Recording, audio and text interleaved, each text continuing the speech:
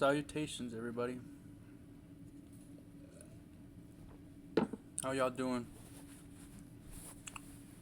Guys spend time with your family? Good. Because a man who doesn't spend time with his family can never be a real man.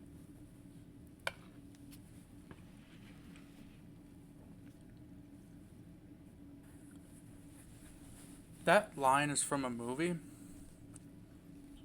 with great storytelling, great acting, and at least a half-decent script.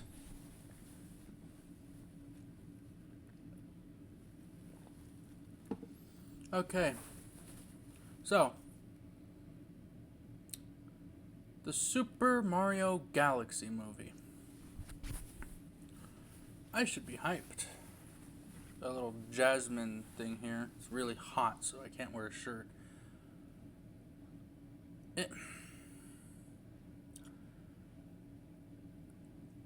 If you haven't seen my video that I made before, like 2 weeks ago, or 2.5 weeks ago, that was basically me addressing my concerns for the Super Mario Galaxy movie, probably recommend checking that out, but in case you haven't, in case you don't want to, I suppose I'll just discuss my feelings here. Also, I'm going to have two versions of this. I'm going to have the live action and a audio only, and they'll actually be different takes, just in case one of them sucks. Probably be this one, but because it is past 12 o'clock, but I really don't care. I have to get this out eventually, so...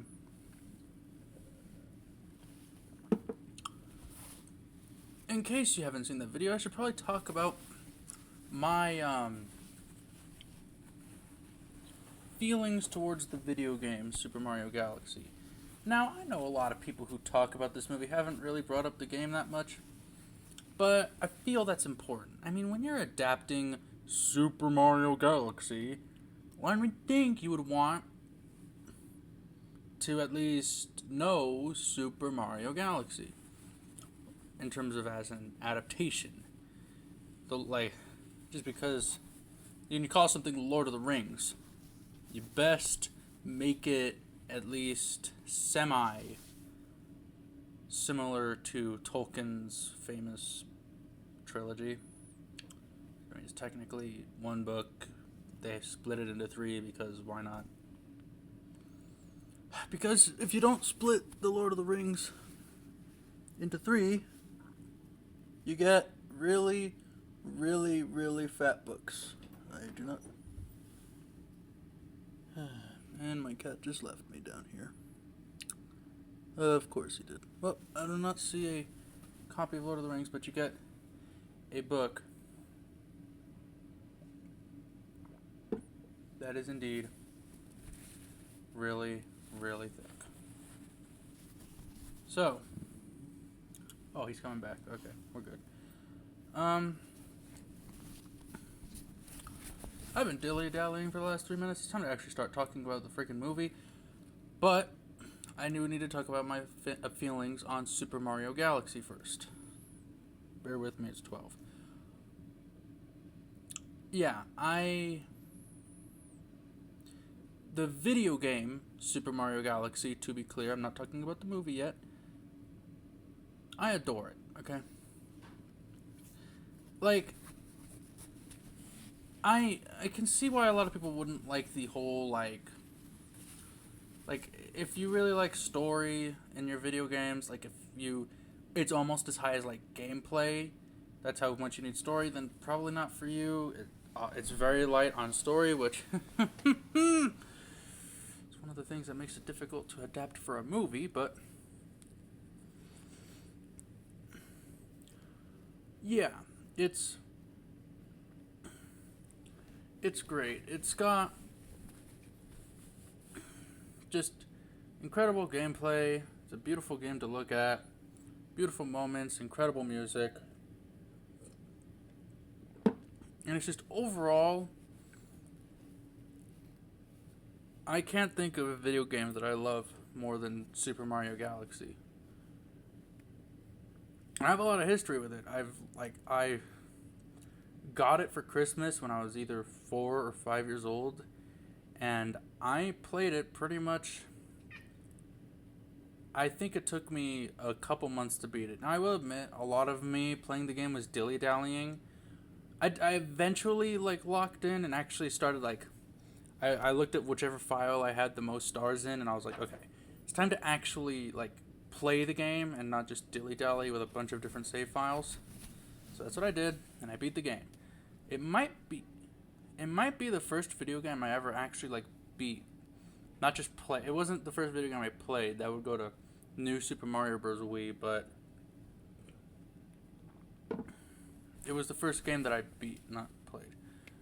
But it had a huge influence on me, even after because my Wii broke, the one that I played it on, and to say the least, that was pretty sad for me, because that game was always just, sometimes it would pop in my mind, and I'm like, dang bro, I haven't played that game in forever. But I had no way of playing it, because my Wii broke, and I wasn't about to buy a Wii U, so, especially when I got my Switch. So I was like, Super Mario Galaxy is or isn't, who knows. Then it came out on 3D All-Stars, and if you know that I actually recorded videos of me playing it and posted them, but I didn't do it in a traditional format. I did it with the weirdest format possible, where I'd have the camera over here recording me and the TV at the same time, rather than being a smart person and having a dash cam and a capture card. But my dreams, they weren't even really dreams, they were kind of just an idea, kind of just a maybe thing of becoming a gaming channel. Yeah, they fell short, to say the least.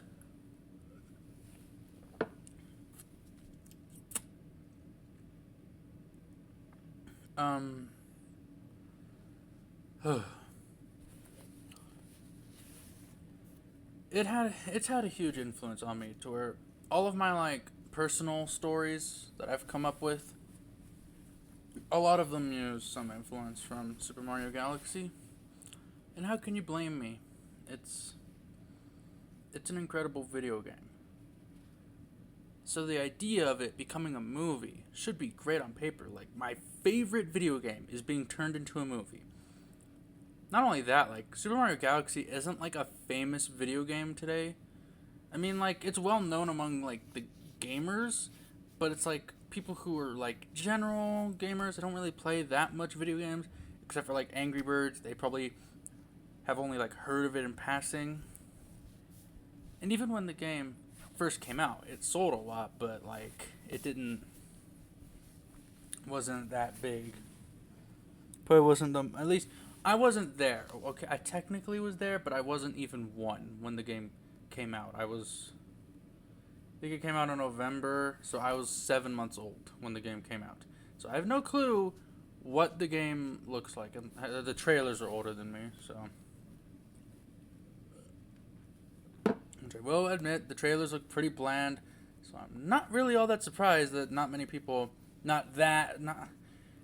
many people bought it as they could. New Super Mario Bros. Wii sold a lot better, which makes no sense. If you've played both of them, Mario Galaxy is clearly the superior game. But in any case, I knew that this was going to be a lot of people's introduction to Super Mario Galaxy, which was exciting on paper. Now,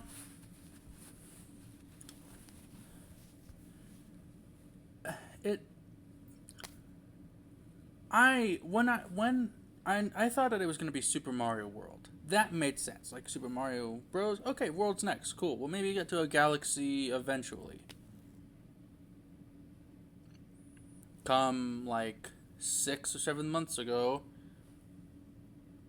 and there's a trailer ooh, a trailer, it's Super Mario World, and then it goes up, the camera pans up into the sky, and you see stars, and what do you know? They officially reveal that it is the Super Mario Galaxy movie. My head exploded. I watched that live, and they do not play it early, or they do not play it late here in Mountain Time. In Mountain Time, it's like 6 a.m., and I do not wake up at 6 a.m., so I watched that live, and I was super stoked. I was like, damn, bro, they're making Super Mario Galaxy next? Holy mother, this is big. My all-time favorite video game. But then I actually thought about it. Got a little worried. Because I realized, like, this is the second Mario movie? This should be, like, at least the fourth. Like, some people said, no, this should have been, like, the third movie. This is too early. This should have... Nah. This should have been, like, the fourth. They should have had Mario World next. Then maybe, like, Mario Odyssey or Mario 3. Not, like, the game Mario 3, but, like, something else from Mario 3, and then Galaxy. You know they're going to make at least 5 of these movies. Like, come on. But instead of that, right, we got it as the second movie. I had concerns because I was like, we're going that big already? Like, I don't know, man. That's like going from Iron Man to Avengers Infinity War.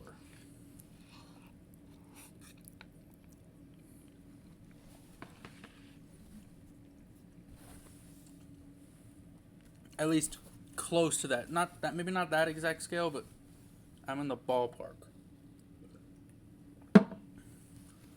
In any case, I also had worries of, like, if it was going to be as good as the game. I don't want to explain everything. If you want my actual worries for the movie before, you can watch the video, but we've already seen the movie, so at this point that'd be worthless. In any case, I've been talking for 12 minutes, so now we should really just get on, and it is time to actually talk about the movie. So, Super Mario Galaxy. After 19 years of living on this planet, I saw it. If you're wondering why it took me so long, it's because it came out on April 1st, but it was going to be out through my birthday, and I was like, I gotta watch it on my birthday, man. Like, I just have to. I can't imagine it being... Which, to be honest, I really regret. Because that basically meant I had to go 2 weeks. 2 weeks without being on YouTube at all. I literally deleted it off my phone and stopped using it. I had to use, like, Spotify podcasts and, what's it called? Twitch and Nintendo Music to keep myself entertained. Which I will admit wasn't the worst thing in the world. It helped me decide to go out and touch grass a little bit. If I just went and saw it on the first, it probably would have been better. Or if I saw, like, the first weekend it came out and just held a party then. Because the party, it wasn't, I mean, the party as in, like, people we invited to see the movie with us, it was pretty small. But, in any case, we saw it. And now it's time to talk about it. So, after over 18 years, Super Mario Galaxy gets the movie. I might as well talk about the positives first. Now, there will be spoilers, but later on, I'm going to get through positives and negatives that aren't spoiler talk, and then eventually when I start talking about the game, then I'll get spoilery. Unfortunately, I wasted a huge portion in this video not talking about the movie, but that's what happens when you record a video at 12 o'clock, and it's a movie that... Also, I know a lot of really heavy discourses around this movie, and a lot of people have really, like, there's been a lot of, like, not really controversy, just people just talking and saying things, and, you know, getting mad at each other, throwing things, like, oh, you don't like this movie because you're not a fan, if you were a fan, blah, blah, blah, blah, blah. Dude, it's a movie, like, let's calm down. Even if it's a movie based on a video game that is near and dear to my heart, it doesn't change the fact that it's a movie. So, just please, let's be civil about things. If you're going to talk about it in the comments.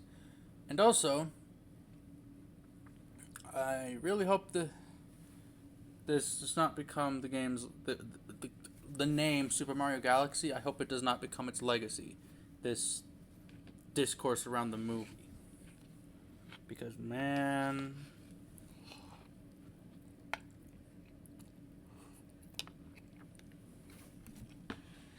I do not want to be the old man shaking his fist saying, back in my day, Mario Galaxy was a video game, not a dumb movie with dumb discourse around it. That's not what we're here for. So anyway, positives for the Super Mario Galaxy movie. Oh, great. Now, postponing's over. Time to talk about the movie. Actually talk about the movie. Animation was good. Beautiful, in fact. It is by far Illumination's most beautiful movie. There are so many shots in it that I genuinely was awe-inspired by. I'm not sure if, especially, some shots of World Bowser. That as in... I'm going to have to bleep that out. Some shots look so good they almost look hand-painted. And that's a huge compliment. Okay? And the animation, in terms of, not just, the textures on everything, but the movement, the creativity, the designs, everything immaculate, alright? But that's kind of by design. The first movie already looked amazing, so it was no surprise when this one also looked incredible. It does look better than the first movie, but that's kind of given, obviously. It has a bigger budget, and it's set in outer space. It has a lot more opportunity for better visuals, so obviously it looks better, but it's by design. The action sequences were good. Some of them, I will admit, weren't too incredible, but a lot of them were actually really solid. Dang. The creativity, the movement, it worked a lot. There were a lot of character moments in this movie that I genuinely really liked. I have to get into spoilers for that. Okay, I'll get into spoilers for that maybe in a bit, but... the moment where... Wait, what am I... That's a spoiler. But there are a lot of character moments that were funny, kind of well written, and actually a little interesting. If only there was a good amount of that. The references, while I do have a problem with the references, I do admit a lot of them were really cute and fun. There are even references to a lot of non-Mario Nintendo things you'll see in the movie, which unfortunately a good amount of that was already spoiled because they do not believe in surprises anymore. No, we can't surprise people. We gotta show them everything. I am surprised that they didn't just spoil the plot in the trailers at that point. Dude. And, Bowser Jr. I actually really like Bowser Jr. Well, I don't think, the performance-wise, from the actor, is as good as Bowser regular. I actually think he was a pretty solid villain and had some well-written ideas. And some of his scenes with his dad are actually really cute.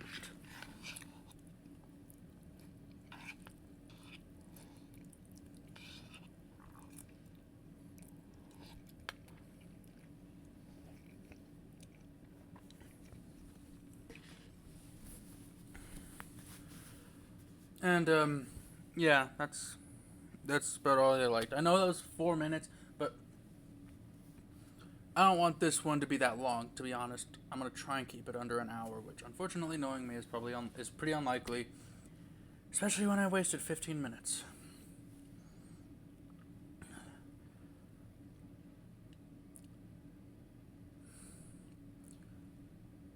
As for the negatives,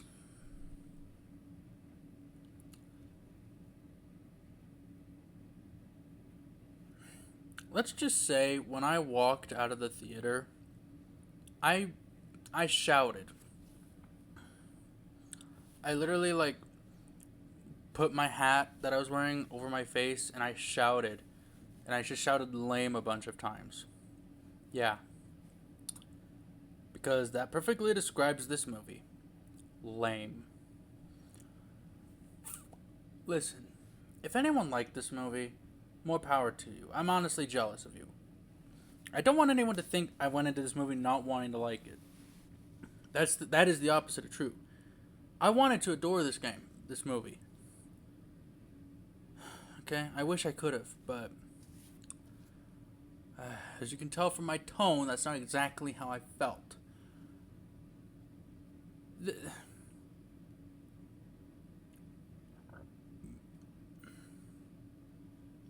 This movie was a fucking mess. Absolutely. Just to actually get specific now without dragging this video on. The audio will be a lot longer, I promise. This one I kind of just have to just have.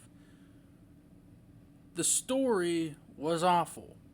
It literally was just bouncing around. We're here, now we're over there. Oh, now we're doing this. Oh, we see this. Oh my god, oh, shoot, over there. Oh, now here, okay. There are so many times where they'll introduce plot lines that just get completely forgotten or dropped. And I'll try to explain some of that when we get into the spoiler section to get specific. But it just made no sense.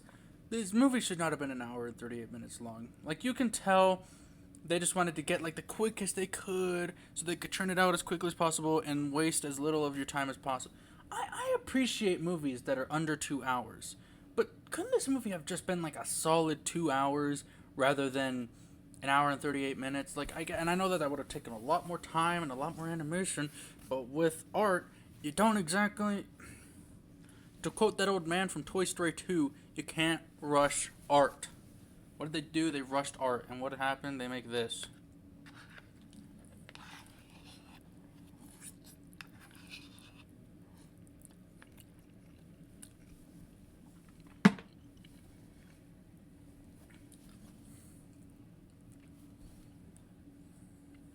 There are no stakes.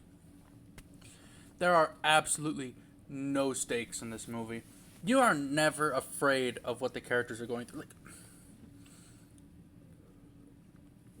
It's because it's Illumination. Illumination has never heard of stakes. They didn't want to play it safe. They don't want the kids to get scared. Oh no, the kids can't get scared. So they just... no stakes. There was not a single point in the entire movie except for kind of the beginning, and you'll know why soon enough, and that's not exactly a good thing, but aside from that, there were no stakes. I always knew the characters were going to get out of it just fine. And it's just like, dude, like, can we have a little bit of stakes and not just be like, oh, we know these characters are about to just waltz on out of here all fine. Nothing at all. The first movie had more stakes. And that's not saying, that's not even saying much. So, the first movie didn't have too many stakes, but it did have a couple of moments here and there. This movie just has nothing. Like, no major moments of defeat, really. It just...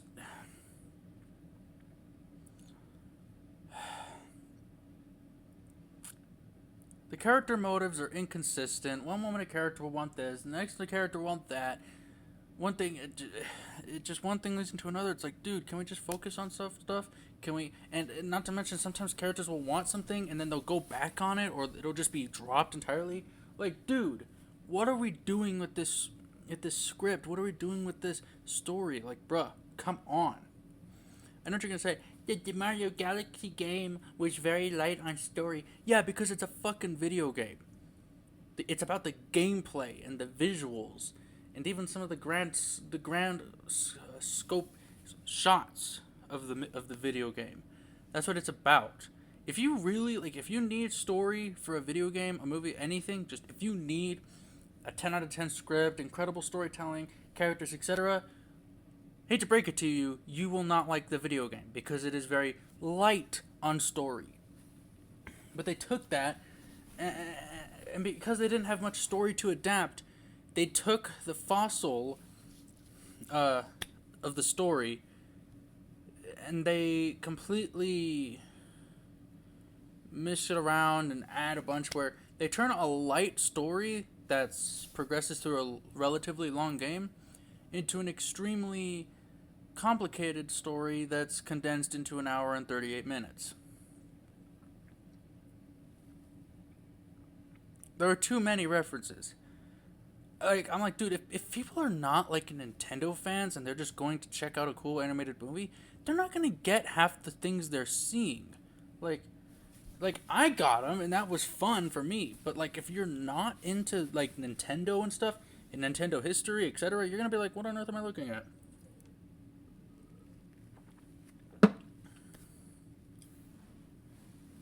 Also, I don't want anyone to get mad at me and say, "Oh, you spoiled that there's going to be non-Mario Nintendo character in the movie." They literally posted an image of that, and also the movie's been out for 2 weeks, which that alone is like making me wonder why I'm being spoiler cautious right now. But whatever. Inconsistent 8-bit scenes. I appreciate the 8-bit. There's a lot of it though, and a lot of the time it's like inconsistent. Like you'll have like sprites from the original Mario Bros, and then you'll have sprites from Mario World in the same thing. Like, dude, why are we not being consistent? Like, if you're gonna have Mario Bros, have it all Mario Bros. And if there's no like Mario Bros sprite for that character, then use Mario Maker. They had to make sprites for that. If it's you have Mario World, use the sprites from that game.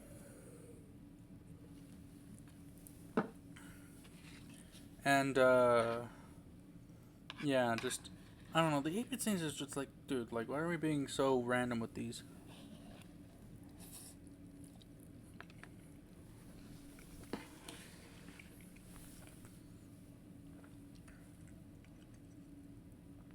The voice acting was mediocre.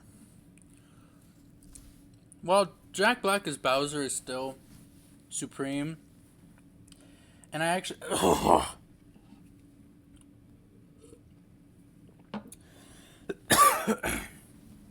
and while I did really actually kind of enjoy the guy who played Bowser Jr., I know some people could comment, "Oh, his voice isn't high pitched enough. It's not."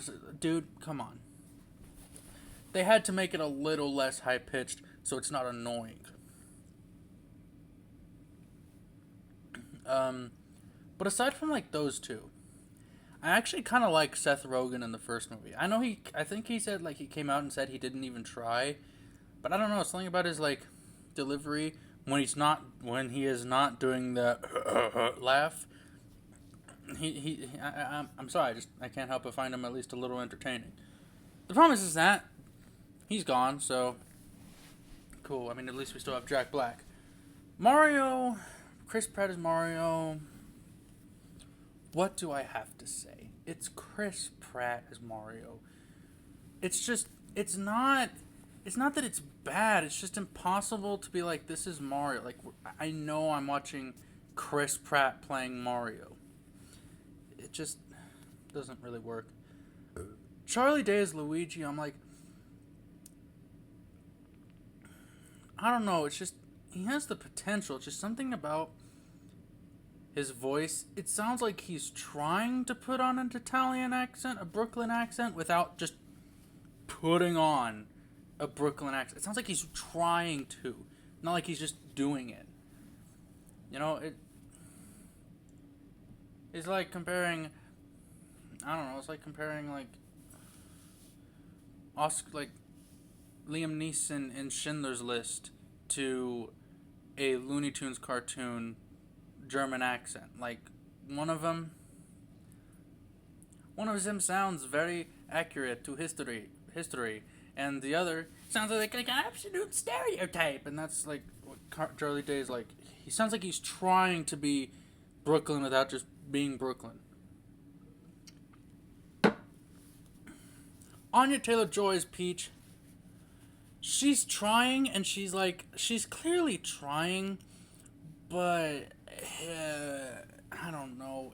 I don't blame her. I think it's the writing. I think the writing is just not giving her anything to work with, because I really like her as an actress. In fact, I think we even share the same birthday, if I'm not mistaken. I pray to God Anya doesn't see this because I could be wrong about that, and if I am wrong, well then I'd be embarrassed. But yeah. She tries, but it's just the writing. I don't know. A lot of these I feel like I could be like that with a lot of these actors. And Chris Pratt's not his fault. It's just that it's Chris Pratt. We all know how he sounds. We all know his acting style. It's basically just his voice with a Brooklyn-ish accent, which, no offense, he does better than Charlie.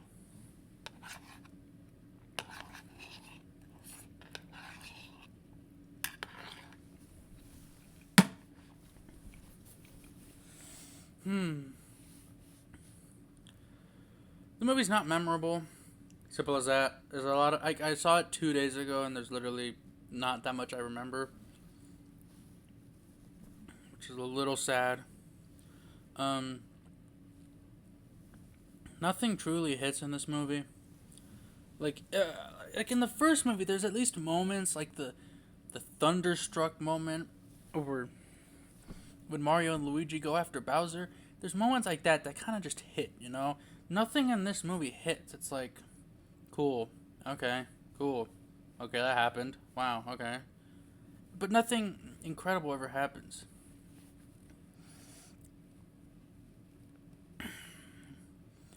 And the first movie, I think the first movie worked better because it had a relatively light story. Like, the script itself wasn't great, but it had a light, like, it was light on everything. It didn't have this complicated, complex story with all these plot lines that have to be stretched, mingled together.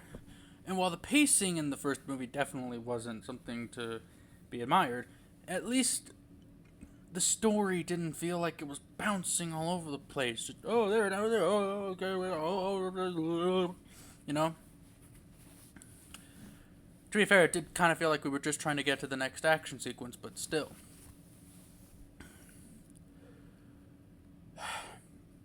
Now, let's talk about the game versus the movie. This is where I'm going to get into spoilers, so if you haven't seen the movie, now's your time to just mosey on out of here. If you want a rating, 1 star out of 5. That might sound really harsh, but believe me, like, I tried to come up with an excuse to give it at least one more half of a star. I couldn't, man. So, that's it. There. Spoilers begin now.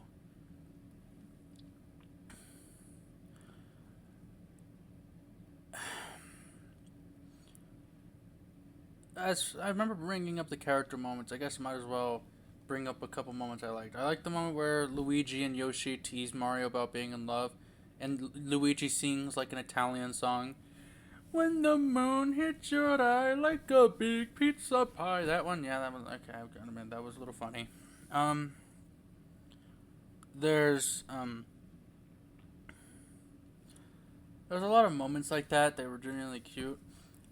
All the scenes between Bowser and Bowser Jr., at least for the most part, they were all actually pretty endearing. Like, dang, bro, this is actually kind of a cute relationship.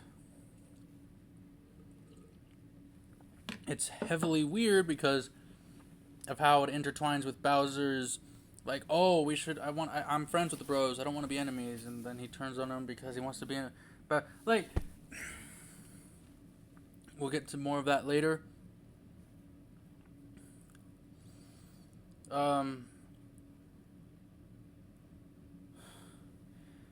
Going back to some of the things I was talking about the I had too many character references. Like the scene with the whenever there's a bunch of Nintendo references. Like, at one point, Mr. Game & Watch shows up. It's cute, but it's like, if you don't know these things, you're gonna be really, like, confused. Like, most people aren't just aware of who Mr. Game & Watch is, and he's in a pretty big scene where he literally, like, takes on Bowser. So, like, Like it was a cool scene for Nintendo fans, but if you don't know who he is, he's just a random little stick figure going, you know. Um. So I already mentioned in my other video, that adapting Mario Galaxy is a gargantuan task, and it's clear that this movie it's a clear showing of how that just doesn't work. Because when adapting the game, you're gonna leave out a lot inevitably, and Illumination plays it safe. And Mario Galaxy, the video game, is not like a safe thing. Illumination plays it safe. They keep the stakes low. They make it so that characters are just there. They're more about, like I said, they're just kind of jangling keys. That's basically what Illumination is. And while kids may find that entertaining, adults don't really. It just feels corporate. Like I guess that's the best way to put it. It just feels like it feels less like an actual movie, a piece of art, like the video game. The video game feels like a piece of art. It just feels like, oh, let's adapt Mario Galaxy because people like that game. The world building is non-existent, man. It's not that it's non-existent. It's just, it's not as prevalent as it should be, because we keep bouncing around from place to place, up here, down there, over here, right there, left there. Like, bro, take a minute to breathe. And I know what you're gonna say. It's impossible to world build in an entire universe. We have plenty of plan. The Mario Galaxy game was better at world building. Oh well, it's a video game. Still, it was better at it. I feel like there were a lot of galaxies you could argue were too short to leave an impact and be memorable. A lot of them for me were memorable and left impacts. Like, for Christ's sake, the Gateway Galaxy in the game has more personality and more memorability than almost any world in the movie. And the Gateway Galaxy is in the we'll get to that. Like the movie does kind of match the game's imagination a bit. Not great, but a bit, I suppose. But now, like, let's talk about some of the stuff. Like, the storybook. I love the storybook in Super Mario Galaxy. It is, like, it's not heavy on story. While it's a lot heavier than, like, the main game or most other Mario games, it's still pretty light on story, all things considered. But it's less about, like, the storytelling and more about the emotion of it. The emotion of the storybook. And the feelings and understanding where a certain character came from. Rosalina. It's completely retconned. Like, almost everything that happened in it might as well never have happened. Like so much of it. Like, there's so much of the storybook. Not just like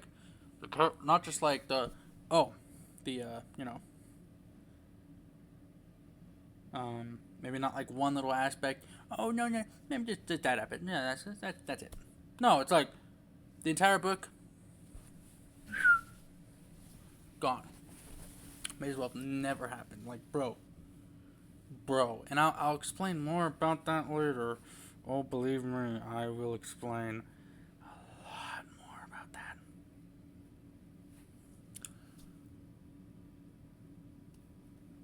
There are things about the game it gets wrong. Gateway Galaxy is turned into like an airport. Why? Why an airport? Like when you play the game, the Gateway Galaxy is nothing like that. Also, it's huge. It is huge. I mean, it's like the size of an airport. In the game, it's pretty small. It kind of looks like Gateway Galaxy from the game, but not really. I don't know. It just, I don't know, man. Queen Bee is there. I'm like, oh, Queen Bee? They actually brought her in here from the game? Dang, I didn't think they'd do that. She's in there for 2 minutes. Okay. I mean, she didn't play a big role in the game either, but I don't. 2 minutes? Like, bro. There are no black holes. And before you say, oh, black holes just served as an obstacle in the game. Yeah, they're like the main obstacle in the game. No black holes are in the movie at all. Okay, and if it's because they were worried that they'd upset the astronomy nerds, Bubba, the astronomy nerds don't care. So why? That could have been good for a really high stakes moment.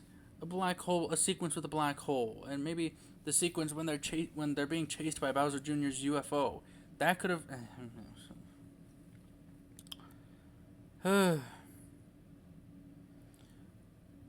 But aside from what it gets wrong about Mario Galaxy, like those are the things that are in it that are from Mario Galaxy. But when you actually look at it, Mario Galaxy is only like 25% of the movie. Well, they have to incorporate more than just Mario Galaxy. It can't just be 100% Mario. Like, sure, but it's like I said, there are more things that aren't Galaxy than things that are. Okay, so I don't know how you could genuinely defend that. Like, there are genuinely way more things that are not Galaxy related than things that are. Like, it just doesn't make sense. Oh, great. Now it's I was about to bring up a subject, but I need to prepare for that. Star Fox is in this movie. Why? And I mean, I liked him. I thought Glenn Powell actually, like, made him interesting. He was probably one of the more interesting characters in the movie.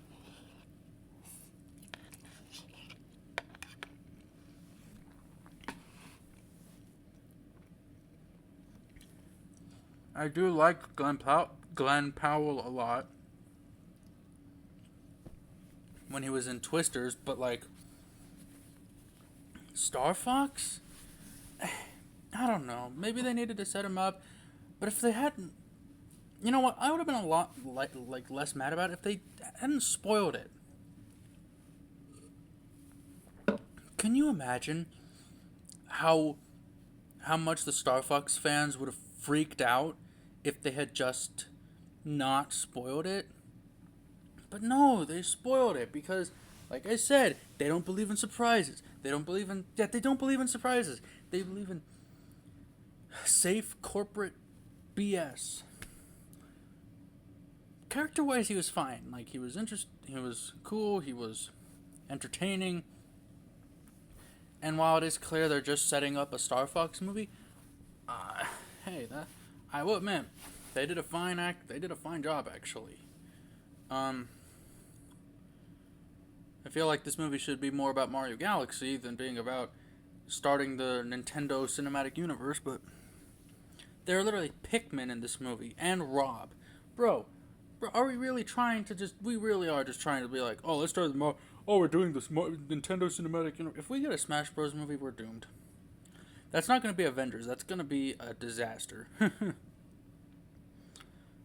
Oh, great. Great, now it's time to talk about what I didn't want to talk about, but I have to talk about it because it's huge. This is huge. This is like one of the reasons why this movie pissed me off a lot. There were other things I liked, but the reason why, like, one of the big reasons why my score for it was so low that the positives didn't really, like, matter that much is how they did the character Rosalina. Holy mother of God. To say that her depiction in this movie is just not what it should be is the understatement of the century. They did her so dirty. I could understand kidnapping her later in a different Mario movie, sure, but kidnapping her in this makes no sense. We don't fully know her powers, so we don't really understand the stakes.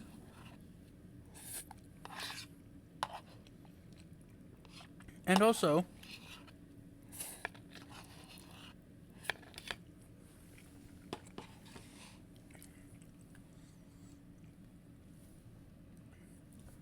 Why was she kidnapped in the first 5 minutes?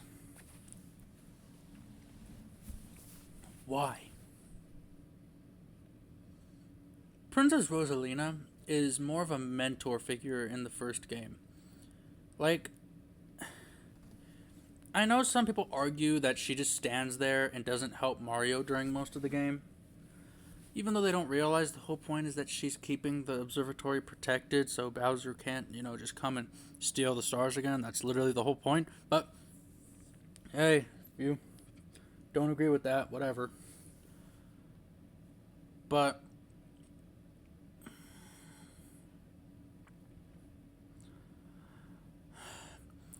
in any case, while her role in the first game does kind of just come down to her just like being, she's kind of more of like while she is while without her Mario wouldn't have been able to save the universe, she doesn't like actively engage in any of the actual adventures. But she is kind of the mentor who helps Mario by teaching him, giving him advice, and also like pointing places out, saying what he could do, and helping him out, etc. She is a really main character in that game that I can understand why a lot of people feel like they should have used her more in the first game, which I thought she was used enough, but if you think she should have been used more, then sure. But she's still a main character, because like I said, without her, Mario wouldn't have been able to save the universe, and without her, well, Mario wouldn't have, like I said, she helped with Mario with all of his new abilities, where he should go, what he could do, And also, she kind of just gives off a warm, soft, motherly feeling, if you get what I mean. And she is a huge part of the first game's identity, like a lot. So, to be honest, she is pretty much, I don't want to say she's the main character, but she's kind of like what the Joker is to the Dark Knight. I know that probably doesn't make sense. Where Batman is the main character in the Dark Knight, the Joker is what really people are really into in that movie.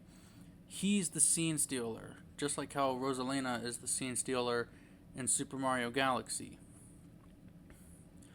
And I feel like the reason why she doesn't help Mario is to help keep her mysterious. I feel like the mysterious part is what a lot of people don't get. She's not really meant to be in your face and over the top. Even though we know her backstory, we learn her backstory in the game. She still has this mysterious feeling to her that really helps the atmosphere and the vibe. The movie, it takes her, a main character, a mysterious mentor, to the main character. And it reduces her to nothing. It makes her from a mentor, and she is a mentor goddess in the game. And the movie reduces her to a motherfucking MacGuffin. She went from Mr. Miyagi in The Karate Kid to the Ark of the Covenant from Raiders of the Lost Ark. And I'd argue the Ark of the Covenant has more of a role in Raiders of the Lost Ark than Princess Rosalina does in Mario Galaxy. In the Mario Galaxy, think about that. Think about what I just said. She plays a role of a small little MacGuffin in a movie based on a video game where she is literally pretty much that entire game's identity. She's probably the big thing people remember about Super Mario Galaxy. And they take such a central piece of the game, and they just strip her of so much. Why? I don't know. That's what I'm wondering. I'm why? What's the point? Was it to increase stakes? It doesn't. It does not increase the stakes. The stakes are still so why Why did we have to do this? I am so tired, man. I need to just wrap this up. It makes no sense. It honestly really brings the movie down a lot. Like, as an adaptation, it just brings it down so much. And people who don't know who Rosalina is, this is Rosalina's, like, first. Like, while Rosalina's always been in, like, the mainstream, she's never been, like, a hugely popular character in, like, the public conscious. Like, she's popular among video game people and even minor gamers, but she's not, like, in the public conscious, like Mario or Batman or Spider-Man or Dorothy from The Wizard of Oz or Darth Vader or Jason Voorhees, Freddy Krueger, Luke Skywalker, Harry Potter, Bilbo Baggins. This is her first chance to be like become part of the public conscience. And what do? They give her a single action sequence. It's a decent action sequence. They give her a single action sequence. She gets captured, spends most of the movie in a little glass box. Oh my god.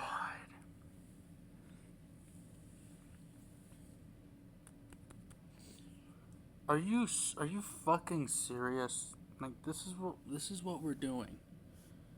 I could go on forever. Okay, Mario and Rosalina fans, even like really big time Rosalina fans, me included. That aspect alone just took so much away from this movie. The fact that we finally get to see our girl on the big screen, and this is what they do with her. Are you fucking with me, right? Like, whatever, man. Oh, what else? Oh, yeah. Why the fuck are Peach and Rosalina sisters now? I never liked the idea of them being related. I always liked the idea of Peach, Rosalina, Daisy, and Pauline being their own entities. Whether they're the princess of a medieval kingdom, the princess of an Arabic kingdom, the defender of the cosmos, or the mayor of a city. Like, I like the idea that they're all their own separate entity. And while I'm sure they're not going to make Daisy and Pauline related to anyone else, why? Why? Don't you dare tell me, oh, well, Rosalina looks like Peach, so you'd assume she's Peach. Man, fuck that. You don't, fuck that. I don't give a fuck. Okay? I do not give a fuck if they look alike. Plenty of people look alike that aren't related, okay? The whole point of her looking like Peach is to keep the designs consistent with Mario, okay? That's... Now, I know they originally had plans for the game to make her related to Peach, but I'm glad they dropped those plans. They had to bring him back for the movie, because why not? It makes the world feel small. Like, you know when they say, like, you see someone somewhere, like, you didn't meet them there. You're like, you see them here at one point in time, then you see them somewhere else, completely different place, and you're both there, and you're like, huh, small world.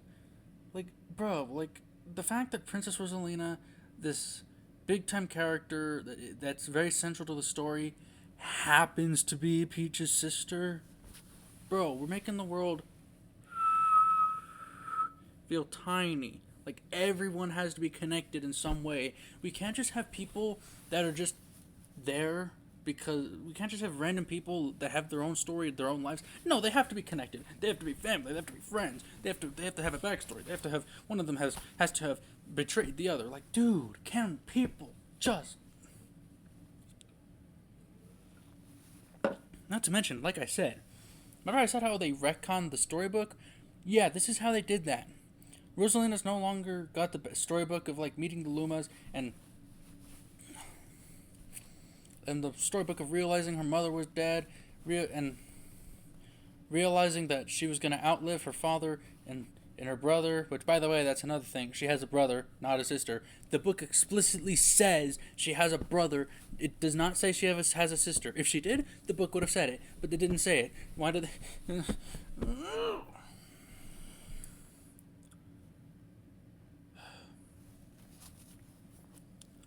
any case, yeah, we throw all that away.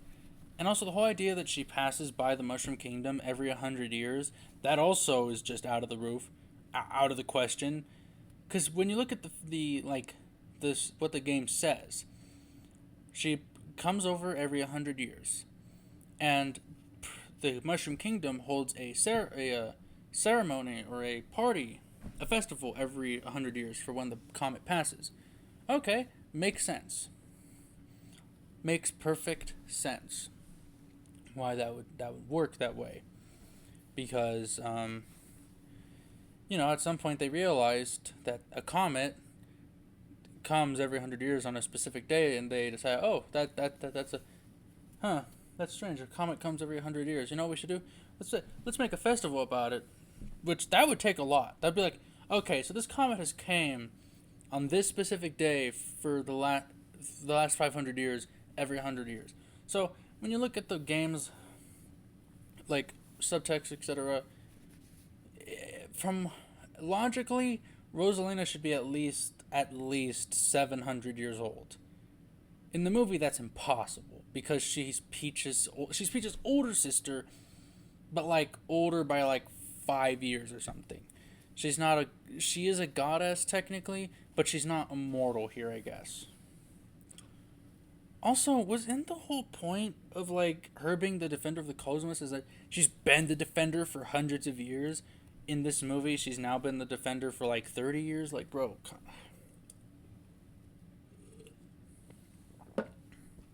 and the whole she abandoned Peach because people went after her and Peach's power. I'm sorry, I hated that. I hated it. Making Peach and Rosalina sisters, I fucking hated that. I would have preferred a twist that like Rosalina was I'll be, you know what? I would have preferred if like Rosalina was like Mario's godmother. Yeah, it would have made the world feel small still, but at least that would have no. I would have preferred if they made her Mario's full-on mother.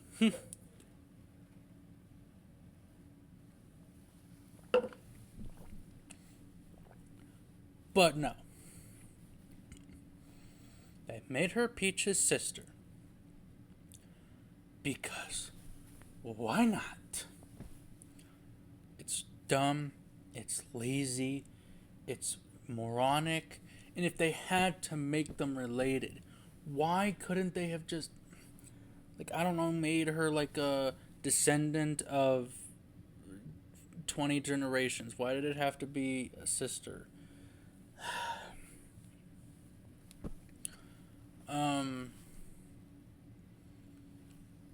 Also, if you're gonna make Rosalina a MacGuffin, can't they at least figure out a way to at least keep her in the plot at least a little more? Like maybe Bowser Jr. tried to capture her, but failed, so she went to get the others for help because she knew about them. But then after they were like, okay, we'll help you, and they got everything ready, then she gets captured.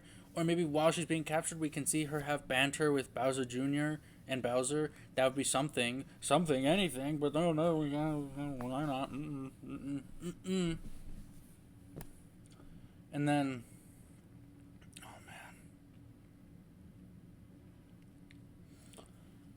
man, in the game, it's explicitly stated that Rosalina has telepathic powers and can also like generate, uh, like Star Wars ghosts, type thing, holographic things of herself. So she could do that, and she could like still mentor Mario and Mario and or the others, like that, while she's being captured by Bowser Jr. But no, they give her tiny amount of screen time, so they take a key part of Mario Galaxy and reduce it to, oh my god. And then they proceed to retcon the backstory and make them related to something they were never meant to be related to in the first place. I really hope that that's just a movie thing and it doesn't become canon with the games. If it becomes canon with the games, I'm done. I'm done. If she was Peach's sister in the games, she would have called Peach her sister in Super Mario Galaxy. Like, hey, you're special one. She happens to be my sister, so yeah, this is a win-win.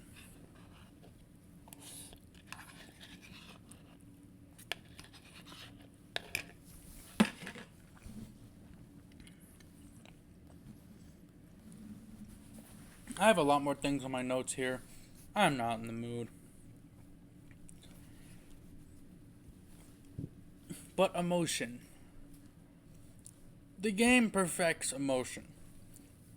It doesn't like need anything in your face. There's nothing obvious. It just does it all through music, visuals, vibe, the tone, and the simplicity of it all. And just being there just elicits emotion. This movie can't. No, I know it's a movie, and I know it's a different medium, and I know they're not going to be able to pull that off that easily, but it fails to pull any emotion out other than an occasional, like, aw, or just being entertained by action. That is it. The ending. The movie doesn't adapt. The movie doesn't adapt the game's ending because, of course, it doesn't. They establish this canon that can like destroy the universe. They don't show any of that canon's power, like, and it uses Rosalina's power. Which, I'm sorry, why is that done so often? Where you have like a divine being trapped in like a box or a bottle, and their power is absorbed into like a cannon, and that cannon uses their divine power to destroy stuff. Hazbin Hotel did that. It's been out for months. If you haven't seen it, then just whatever. Hazbin Hotel did that exact plot 5 months ago. Like, seriously, why? That could have been a thing for the end. You could have captured Rosalina really late into the movie, and then had a.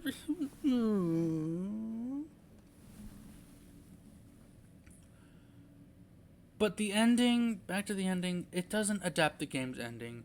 And I know what you're gonna say. Why would it? The ending is a huge like metaphor for dying and rebirth, and like the whole idea of the universe being consumed by a black hole and then being reset after the Lumas sacrifice themselves. Yeah, that's a bit much for a movie to adapt, but it can be done. It can be done. But they don't try. They don't try because that would be taking a risk. And like I said, Illumination, they'd rather cut off their pinky toe than take any risks. Okay? And before you say, I don't want to hear. I do not want to hear any, it's for kids. You can't get mad at it. It's for kids. No, it's for the fans. It's for, like, just, no. It's, no. Kung Fu Panda 2. Kung Fu Panda 2. Listen to that title. Kung Fu Panda. Silly. Kitty. Kung Fu Panda 2 depicts genocide.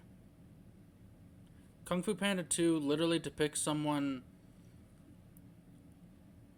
who has to find peace by living through a traumatic memory where their family and everyone around their family were slaughtered.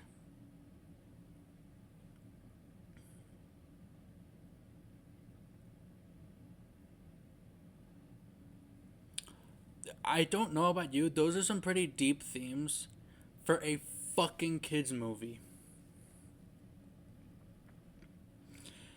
Kids can handle dark emotions. Why are we treating kids like little vessels that just need to be...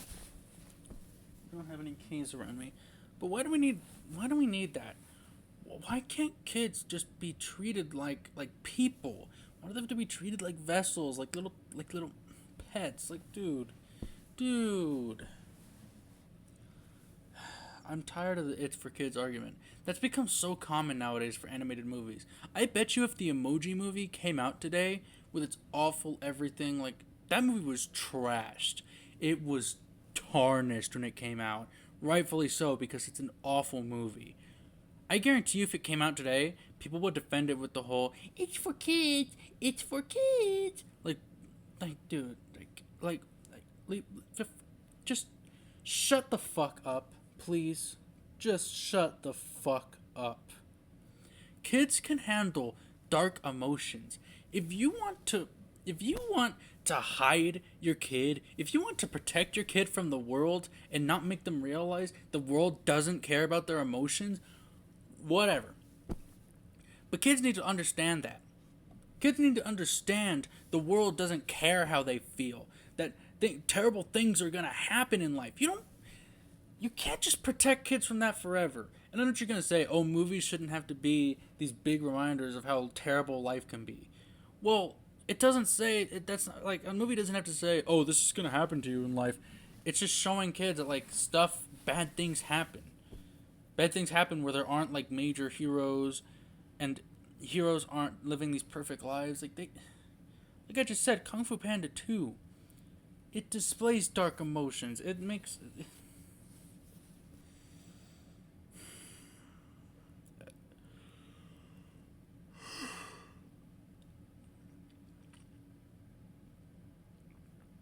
To conclude, this movie has no magic. All the magic that makes the first game is non-existent in this movie. All the magic that made the game is gone in this movie. The movie's fun. Like, it is a bit fun here and there, but it's just not special. The game deserves better.